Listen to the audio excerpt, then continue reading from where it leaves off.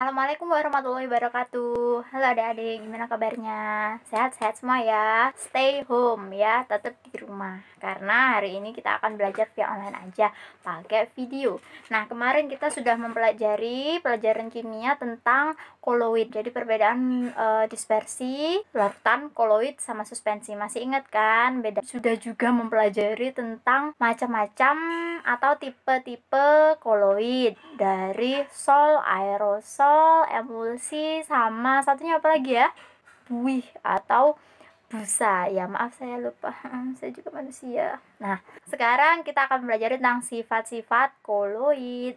Sifat-sifat koloid yang pertama, koloid memiliki efek Tyndall. Efek Tyndall adalah, saya tidak akan menjelaskan yang ada di buku. Jadi saya memberikan clue atau kata kuncinya saja. Kalau efek Tyndall hubungannya sama penghamburan cahaya, oke? Hamburan cahaya. Jadi koloid bisa menghamburkan cahaya, berbeda dengan larutan. Kalau larutan dilewatkan cahaya di larutan akan diteruskan saja, jadi nggak kelihatan cahaya yang di larutannya. Tapi kalau lewat koloid nanti bisa dihamburkan, jadi kita akan melihat berkas cahaya yang lewat di koloid itu. Pernah lihat kan sinar matahari yang lewat di sela-sela awan atau di sela-sela pohon? Atau waktu cuacanya berkabut kalian lagi nyetir sendirian milu-milu gitu ya kan, lihat kan cahaya lampu sorotnya motornya kan kelihatan. Nah itu kayak gitu, jadi koloid bisa menghamburkan cahaya.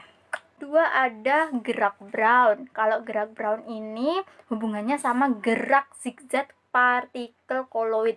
Gerak zigzag partikel koloid seperti ini. Koloid bisa bergerak zigzag karena adanya tumbukan antar partikel, karena kan ukurannya nggak terlalu besar dan nggak terlalu kecil, kan ukurannya partikelnya sedang-sedang saja, seperti yang sudah kita pelajari kemarin. Kemudian gerak Brown ini juga menyebabkan partikel koloid tabilah. Karena selalu bergerak terus-menerus zigzag, akhirnya mereka tidak mudah untuk mengendap. Yang mudah mengendap bisa terkena gaya gravitasi tapi lebih lama daripada suspensi. Selanjutnya ada adsorpsi. Kata kuncinya adalah penyerapan pada permukaan. Ngerti nggak sih, penyerapan pada permukaan? Kalau penyerapan biasa itu namanya absorpsi. Kalau adsorpsi itu penyerapan pada permukaan, cuma nempel aja. Nempel. Koyok wedake Mbak Evi. Nah, tinta ada di dalam sponnya spidol itu namanya absorpsi karena tintanya masuk ke dalam.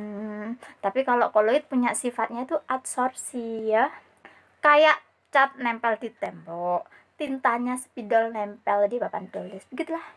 Biasanya kalau sifat adsorpsi ini digunakan pada penyaring cerobong asap, namanya alat kotrel. Pabrik-pabrik supaya tidak supaya tidak mencemari lingkungan. Yang keempat ada koagulasi. Koagulasi kata kuncinya adalah penggumpalan. Penggumpalan partikel kulit. Jadi kulit itu iso menggumpal, guys. Apa yang menyebabkan penggumpalan itu? Yang pertama, adanya dua koloid yang berbeda muatan dicampurin. Yang kedua, bisa karena adanya penambahan elektrolit. Seperti yang kita tahu biasanya ada namanya delta di muara sungai. Kalian tahu delta? Delta itu adalah pulau-pulauan yang terjadi di muara sungai. Jadi pertemuan antara sungai dengan laut itu ono pulau-pulauan yang nolak. Itu gara-gara adanya pertemuan koloid dari sungai sama koloid dari laut. Akhirnya karena berbeda muatan jadi pulau-pulauan gitu, pancer. Oke. Selain itu juga kita mengendapkan kotoran yang ada pada air sumur dengan menggunakan tawas. Biasanya kan ada yang nyemplung no tawas ya di sumurnya, plung, akhirnya kan bisa, soalnya kotorannya mengendap. Bukan mengendap sih, apa namanya? Pertamanya sebenarnya kalau tawas itu ya kotorannya nempel di tawasnya, absorpsi kemudian masuk ke bawah, menggumpal. Koagulasi. Yang kelima, ada sifat kestabilan koloid. Sudah tak bilangi ya, kalau koloid itu sifatnya semi homogen ya. Sebenarnya kalau di sekolah bilangnya koloid pasti stabil, tapi koloid sebenarnya nggak stabil banget sih, soalnya bisa mengendap. Nah, kestabilan koloid ini bisa menyebabkan dia bisa dielektroforesis dan bisa didialisis. Elektroforesis dan dialisis apa itu? Kalau elektroforesis itu koloid bisa dipisahkan karena diberi elektrode yang memiliki beda muatan. Jadi misalnya ini elektrodenya positif, sini elektrodenya negatif ya, terus dicelupkan gitu di koloid.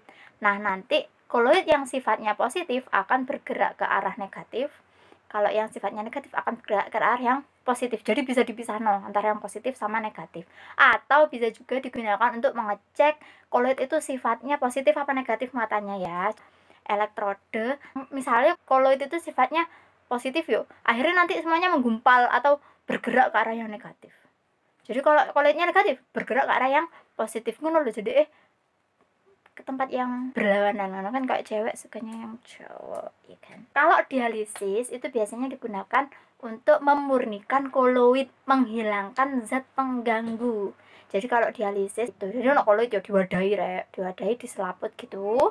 Terus nanti selaputnya itu dialiri air, biasanya tak gambarin aja, dialiri air, akhirnya zat-zat pengganggu atau pengotornya itu akan larut dalam air.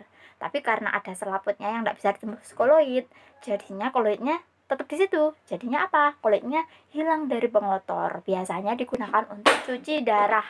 Jadi darah yang kotor, banyak gulanya, kebanyakan gula, itu dilewati sama air atau zat lainnya yang bisa melarutkan gula. Gulanya hilang, darahnya bersih.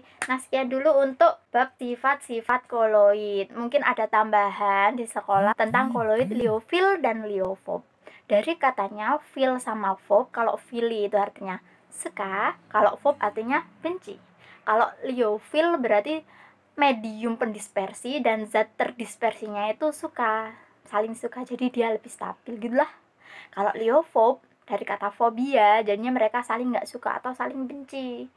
Zat terdispersi nggak suka dengan medium pendispersi, jadi mereka mudah untuk menggumpal atau mudah untuk mengendap. Oke, sekian dulu. Jangan lupa like, subscribe, dan komen ya. Assalamualaikum warahmatullahi wabarakatuh.